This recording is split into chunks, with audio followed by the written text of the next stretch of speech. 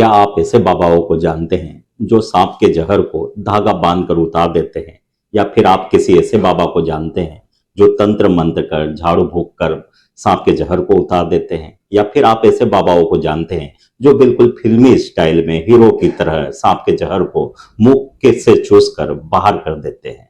यदि आप ऐसे बाबाओं के चक्कर में हैं तो आपको सावधान रहने की आवश्यकता है, क्योंकि यह आपकी जान को या फिर आपके किसी अपने की जान को खतरे में डाल सकता है। WHO के अनुसार 4 से 5 लाख केस प्रतिवर्ष भारत में सांप काटने के होते हैं।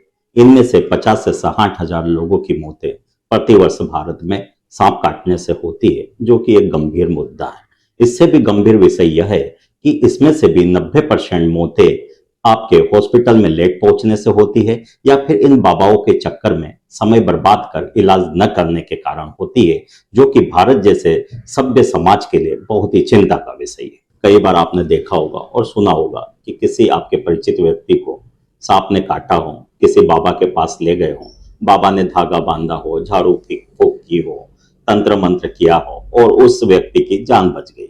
इससे आसपास के पूरे क्षेत्र में ऐसे बाबाओं का नाम हो जाता है और सभी लोग सांप काटने के बाद ऐसे ही बाबाओं के पास पहुंचने लगते हैं। आखिर ऐसा क्यों होता है? दोस्तों, भारत में 300 से अधिक सांपों की प्रजातियां पाई जाती हैं। इसमें से केवल 20% ही सांप जहरीले होते हैं।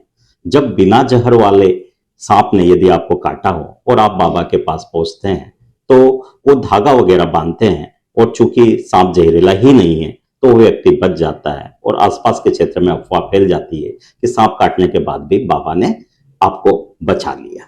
यदि आपका दुर्भाग्य रहा और आपको किसी जहरीले सांप ने काटा हो और उनमें भी कोबरा, क्रेत या वाइपर जैसी बहुत ही ज्यादा जहरीली प्रजाति हो, तो फिर किसी बाबा के चमत्कार में इतनी ताकत नहीं हो सकती कि वह आपको बचा ले। दोस्तों, जब भी किसी व्यक्ति को सांप काटे तो बाबाओं के चक्कर में नहीं रहना है, ना ही हीरो बनकर मुंह से जहर को चूसकर बाहर निकालना है, ना ही उस स्थान पर कसकर रस्सी बांधना है। जिस व्यक्ति को सांप ने काटा है उसे शांत रहने के लिए कहिए, बिल्कुल घबराए नहीं। घबराने से हार्ट बीट बढ़ती है और तेजी से जहर फैलता है। उस व्यक्ति को जमीन पर आराम से लेटने के लिए कहिए। यदि पाँव में सांप ने काटा है तो घुटनों से लेकर एड़ी तक टॉवेल को फोल्ड करके पाँव के नीचे रखे, या फिर आप पतला तकिया भी रख सकते हैं। पाँव को बहुत ज्यादा ऊपर नहीं रखना है, ना ही उसे लटकाना है। यदि हाथ में सांप ने काटा है तो नीचे मरीज को या फिर जो भी व्यक्ति परिचित है उसको लेटा कर हाथ को सीधा रखना है। हाथ की उंगलियों को नहीं चलाना है।